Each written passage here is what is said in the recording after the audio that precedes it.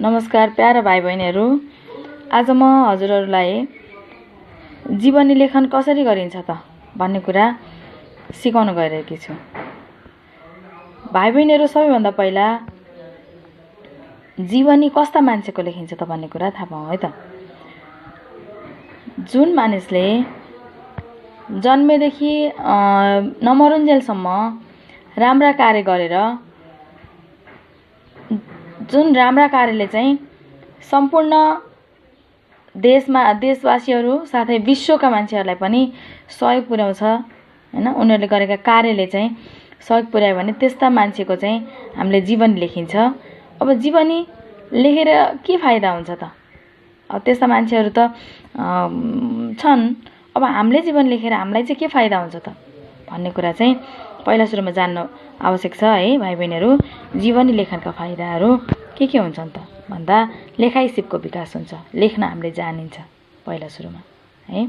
जीवनी हामीले लेखिन्छ, लेख्दाखेरि हाम्रो जुन लेख्ने सिप हुन्छ त्यसको विकास हुन्छ है। त्यसैगरी अर्को के छ त भन्दा शब्द भण्डारमा अभिवृद्धि हुन्छ। हामीले जीवनी लेख्दाखेरि विभिन्न शब्दहरूको चयन गरेका हुन्छौँ, शब्दहरू रोजेका हुन्छौँ। हामीले कस्ता कस्ता शब्दहरू राखेर लेख्ने भन्ने कुराहरू हामीले छानेका हुन्छौँ नि, त्यसबाट चाहिँ शब्द भण्डारमा चाहिँ विकास हुन्छ है। यसैगरी हामीले अर्को चाहिँ जीवनी लेखेर अथवा जीवनी पढेर पनि हुने फाइदा भनेको प्रेरणा प्राप्त हुन्छ। उनीहरूले कस्तो अवस्थामा कस्ता कस्ता कार्य गरे हैन, अनि त्यस्ता कार्य गरेर सबैलाई कस्तो खालको फाइदा पुग्यो त हैन। हामीले पनि त्यस्तै तिनै काम नगरे पनि राम्रा काम गर्यौँ भने चाहिँ सबैलाई हामीले सहयोग गर्न सकिँदो रहेछ। अनि हामी मृत्युपछि पनि अमर रहने रहेछ भनेर राम्रो कार्य गर्नका लागि प्रेरणा पनि प्राप्त हुन्छ जीवनीबाट हैन, जीवनी को लेखनबाट र जीवनी पढाइबाट। त्यसकारण जीवनीका फाइदाहरू चाहिँ यिनी भए। अब मैले भाइ बहिनीहरूलाई यहाँ यसरी पनि मैले लेखिदिएकी छु, एकचोटि हेर्नुहोस् है त। जीवनी मानिस जन्मेदेखि नमरुन्जेल गरेका राम्रा काम गरी अरूलाई समेत सहयोग सुविधा हुने काम गरेका मानिसका बारेमा लेखिन्छ हैन। र यसले चाहिँ मानिसलाई के गर्छ त भन्दा प्रेरणा समेत प्राप्त हुन्छ भनेर मैले यहाँ लेखिदिएकी छु है त भाइ बहिनीहरू। अब आज पनि मैले भाइ बहिनीहरूलाई जीवनी कसरी लेखिन्छ भन्ने कुरा सिकाउन गइरहेको कारणले गर्दाखेरि पहिला सुरुमा हजुरहरूलाई परीक्षामा कसरी आउँछ त भन्दा बुँदा दिएर आउँछ नि हैन, त्यो मैले देखाउन गइरहेकी छु। भाइ बहिनीहरू, आज म हजुरहरूको सामु यो साहित्यकार पारिजातको जीवनीका बुँदाहरू लिएर आएकी छु हैन। परीक्षामा आएकै बुँदाहरू मैले भाइ बहिनीहरू समक्ष चाहिँ मैले प्रस्तुत गरेकी छु। यहाँ चाहिँ हेर्नुहोस् त भाइ बहिनीहरू,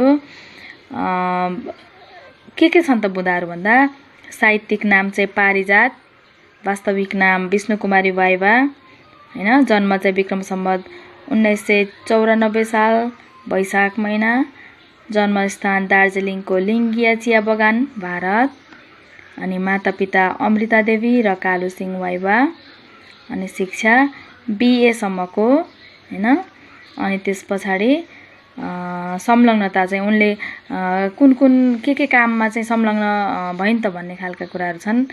राल्फा भन्ने साहित्यिक आन्दोलनको नेतृत्व, प्रगतिशील लेखक सङ्घको स्थापना, अखिल नेपाल महिला मञ्च र बन्दी सहायता नियोगका संस्थापक अध्यक्ष भइन् हैन।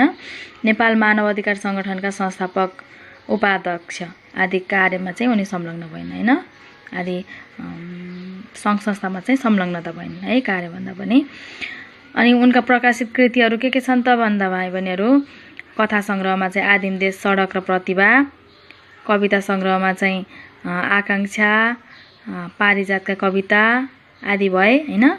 अनि उपन्यास चाहिँ शिरीषको फुल र महत्त्वहीन, वयस्को मान्छे आदि छन्।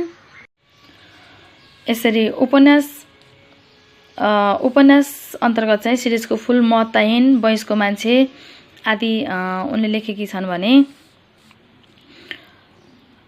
निबन्ध सङ्ग्रह चाहिँ आदि आकाश भन्ने उनले लेखेकी छन्।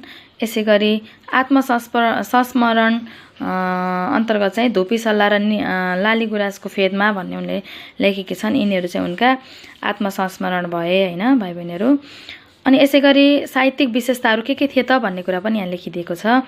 साहित्यिक विशेषताहरू प्रगतिवादी दृष्टिकोण र क्रान्ति चेतनाको प्रभाव परेको, गरिब दुखी तथा असहायप्रति विशेष सहानुभूति राख्ने, साहित्यले समाज सुधार गर्न सक्नुपर्छ भन्ने विचार व्यक्त गर्ने सङ्घर्षशील साहित्यकार थिइन् भन्नाले उनले साहित्यमा कस्ता कस्ता खालका साहित्यिक विशेषता के थिए भन्दा उनले साहित्यमा कस्ता कस्ता खालका चाहिँ भाव व्यक्त गर्थिन् त भन्ने कुरा चाहिँ साहित्यिक विशेषता अन्तर्गत पर्दछन् है भाइ बहिनीहरू। अनि उनले राम्रा काम गरे बापत कस्ता खालका सम्मान र पुरस्कार प्राप्त गरेकी थिइन् भन्ने कुरा पनि यहाँ दिएको छ। मदन पुरस्कार 2022, युग पुरस्कार 2027, पाण्डुलिपि पुरस्कार 2049 अनि गङ्की वसुन्धरा पुरस्कार 2049 सालमा उनले प्राप्त गरेकी थिइन् है। अनि उनको मृत्यु चाहिँ कहिले भएको थियो भन्दा 2050 साल वैशाख 5 गते भएको थियो। अब भाइ बहिनीहरू मैले यिनै बुँदाहरूका आधारमा मैले हजुरहरूलाई जीवनी कसरी लेख्ने भन्ने कुरा सिकाउँछु र मैले एउटा यिनै बुँदाहरूको आधारमा जीवनी लेखेर पनि मैले ल्याएकी छु। अब जीवनी हामीले खास गरी 3वटा अनुच्छेदमा लेख्दा धेरै राम्रो हुन्छ हैन भाइ बहिनीहरू।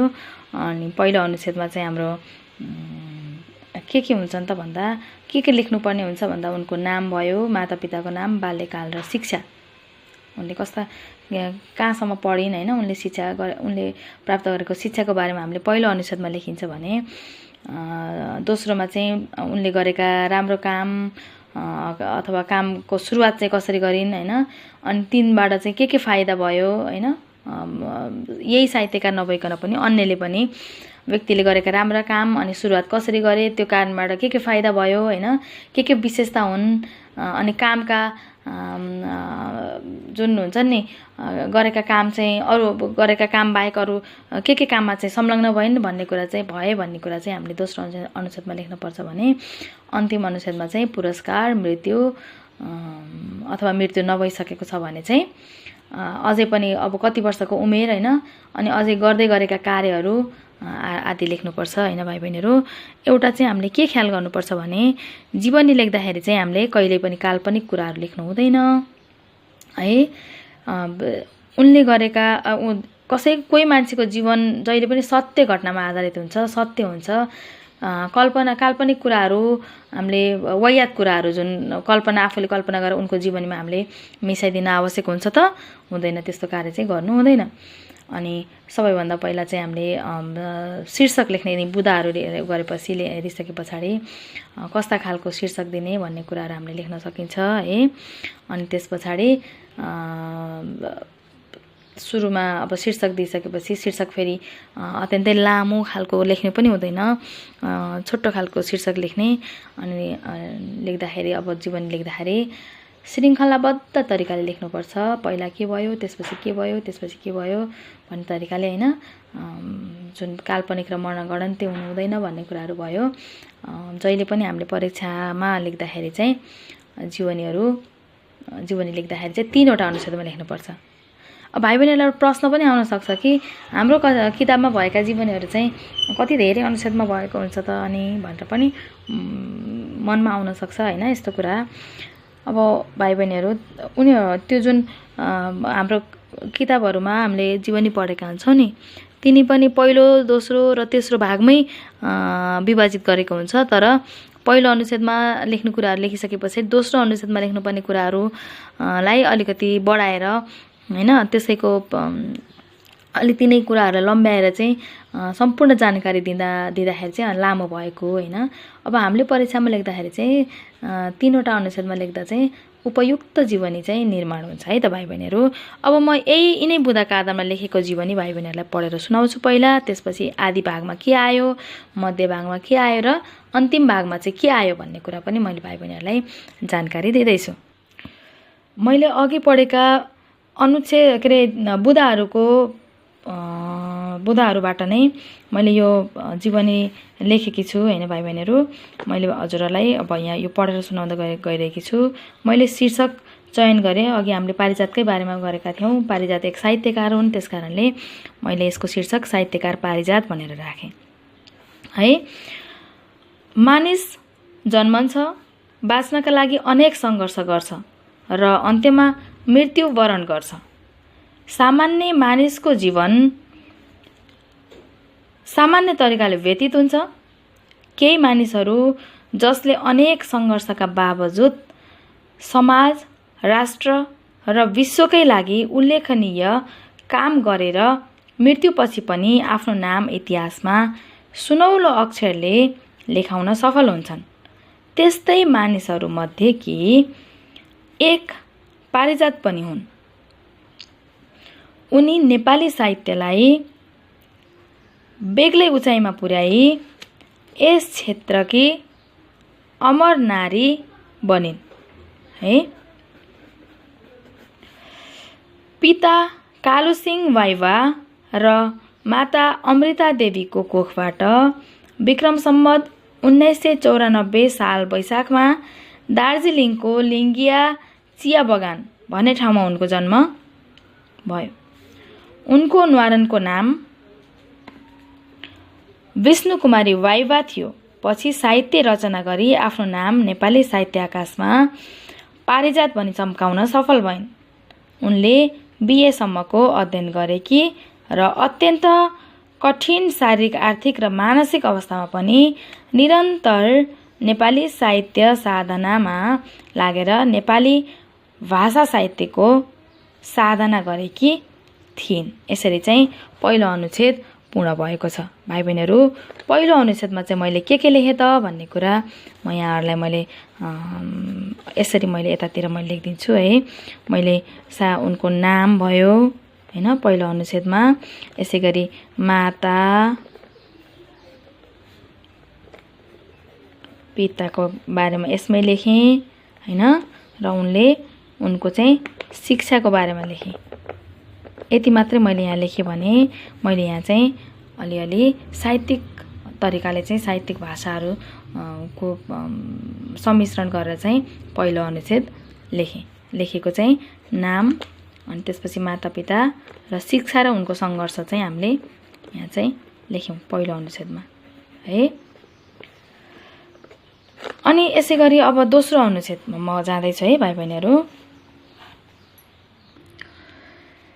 पारिजातले नेपाली साहित्यका हरेक विधामा कलम चलाएकी थिइन्।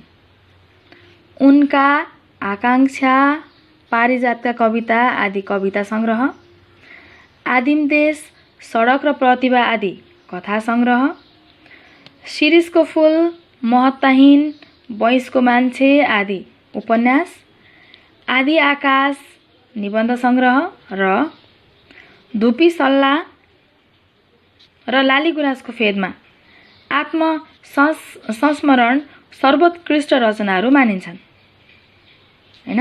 यो दोस्रो अनुच्छेद अन्तर्गतका कुराहरू भए। मैले अरू पनि छ भाइ बहिनीहरू। विक्रम सम्वत 2022 सालमा उनले लेखेको शिरीषको फूल उपन्यासले मदन पुरस्कार समेत पाउन सफल भएको थियो र उनी मदन पुरस्कार पाउने पहिलो महिला बनेकी थिइन्। प्रगतिवादी दृष्टिकोण र क्रान्तिकारी चेतनाको प्रभाव भएकी उनी गरिब, दुखी र असहाय प्रति सहानुभूति राख्थिन् हैन। उनका रचनामा पनि यस्तै भाव प्रशस्त देख्न पाइन्छ। शारीरिक रूपमा अशक्त हुँदाहुँदै पनि नेपाली भाषा साहित्य उत्थानका लागि विभिन्न सङ्घ संस्थामा आबद्ध थिइन्। उनले राल्फा भन्ने साहित्य आन्दोलनको नेतृत्व समेत गरेकी थिइन्। प्रगतिशील लेखक सङ्घ, महिला मुक्ति र क्रान्तिका लागि अखिल नेपाल महिला मञ्च र बन्दी सहायता नियोगकी संस्थापक अध्यक्ष र मानव अधिकार सङ्गठनकी संस्थापक उपाध्यक्ष भएर काम समेत गरेकी थिइन्। यसरी हामीले दोस्रो अनुच्छेदमा के लेख्यौँ त भाइ बहिनीहरू भन्दा उनका कृतिहरू होइन, कृतिहरू अथवा उनले यिनी काम चाहिँ कसरी सुरुवात गरिन् भन्ने कुराहरू पनि यहाँ आउनुपर्छ होइन। कार्यको सुरुवात, असल कार्यको सुरुवात है। अब उनले साहित्य लेखन गरिन् भने उनले के गरिन् भन्ने कुरा, जुन कृति अनि कार्यको सुरुवात कसरी गरे भन्ने कुरा भयो। अनि त्यस पछाडि अरू के गर्यौँ त भन्दा अब नेपाली साहित्यका विशेषताहरू के हुन् भन्ने खालका कुराहरू लेखियो नि यहाँनिर। विशेषताहरू, हामीले साहित्यका पो विशेषताहरू लेख्छौँ। अब अरू जुन राम्रा कार्यहरू गरेका यो वैज्ञानिकहरूको लेखेका छौँ भने फाइदाहरू लेख्न सक्छौँ हामीले। के फाइदा भए त उनले गरेका कार्यले, फाइदाहरू दोस्रो अनुच्छेदमा है भाइ बहिनीहरू। यसरी फाइदाहरू हामीले लेख्न सक्छौँ। अनि अरू के गर्छौँ त भन्दा पुरस्कार भइसक्यो। पुरस्कार हामीले अर्को अन्तिममा चाहिँ हामीले लेख्नेछौँ। कृतिहरू लेख्यौँ, कार्यको सुरुवात कसरी भयो, विशेषताहरू के भए, उनले गरेका कामका फाइदाहरू के भए होइन भनेर चाहिँ हामीले लेख्यौँ। जुन उनले महिला आन्दोलनको अनि त्यसपछि साहित्य आन्दोलनका नेतृत्व गरेपछि पक्कै पनि साहित्य सम्बन्धी फाइदाहरू भए होइन। अब त्यसै गरी अब हामी अन्तिम तेस्रो तथा अन्तिम अनुच्छेद वाचन गर्न म गइरहेकी छु र यहाँ कस्ता खालका कुराहरू समावेश भएका छन् भन्ने कुराहरू भाइ बहिनीहरूले पनि हेर्नुहोस् र मैले पनि अन्तिममा लेखिदिनेछु। नेपाली साहित्यको श्रीवृद्धिमा निरन्तर खटिरहने पारिजातले मदन पुरस्कार 2022, यसै गरी युगज्ञान पुरस्कार 2027, पाण्डुलिपि पुरस्कार 2049 पाएकी थिइन्। उनका पुरस्कारहरू भए। अनि बाल्यकालदेखि नै अनेकौं रोगले ग्रसित रहेकी पारिजातको निधन विक्रम सम्वत 2050 वैशाख 5 गते काठमाडौँको वीर अस्पतालमा भयो। नेपालले एक होनहार साहित्यकारलाई सदाका लागि गुमायो। उनको भौतिक शरीर हाम्रा सामु नभए पनि उनका अमर कृतिहरूले उनलाई हामीमा सधैँ अमर बनाएको छ। यसरी चाहिँ मैले चाहिँ यहाँ अन्तिम अनुच्छेद लेखेको छु। अब यही नै हुनुपर्छ ठ्याक्कै भन्ने चाहिँ हुँदैन होइन भाइ बहिनीहरू। तर यस्तै तरिकाले पहिलो अनुच्छेदमा जुन हामीले लेख्नुपर्ने कुराहरू अनि दोस्रो अनुच्छेदमा लेख्नुपर्ने कुराहरू र तेस्रो अनुच्छेदमा लेख्नुपर्ने कुराहरू लेख्ने भाषामा चाहिँ फरक पनि आउन सक्छ होइन भाइ बहिनीहरू।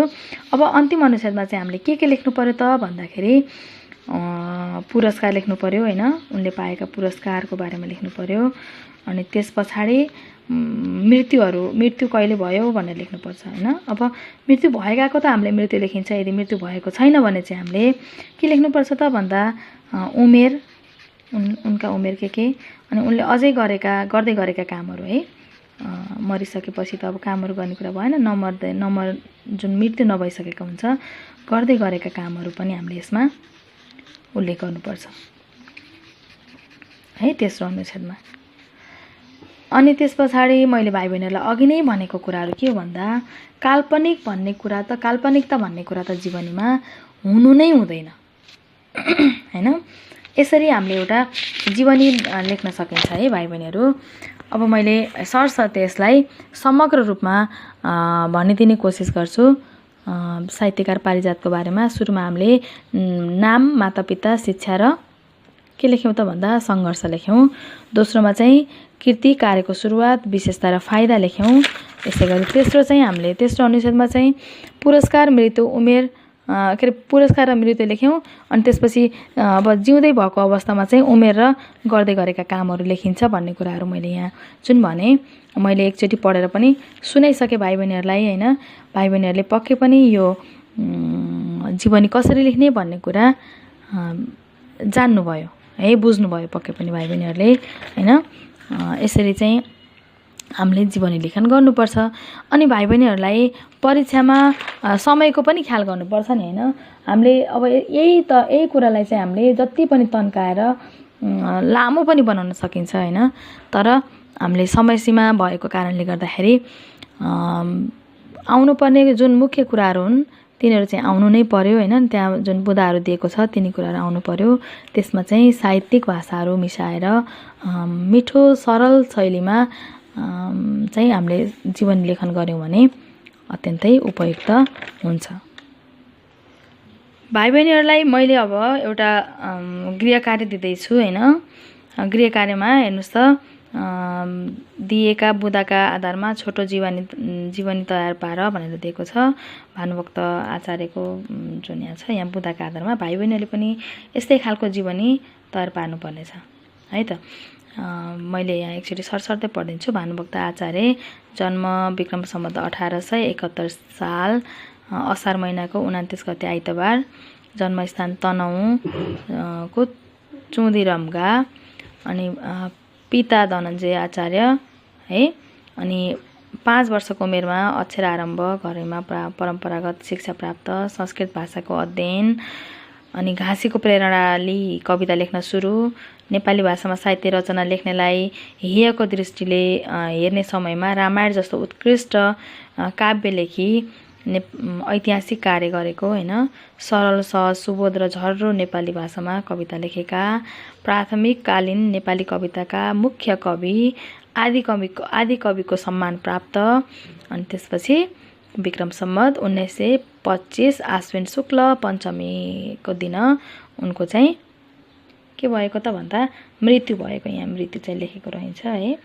यसको आधारमा चाहिँ भाइ बहिनीहरू हजुरहरूले के गर्ने त भन्दा जीवनी तयार पारेर मलाई हजुरहरूले पठाउन सक्नुहुनेछ है। यसमा नबुझेको कुराहरू केही छ भने भाइ बहिनीहरूले मलाई मेसेन्जरमा कल गर्न सक्नुहुन्छ है त। हस्, आजलाई यति नै। धेरै धेरै धन्यवाद।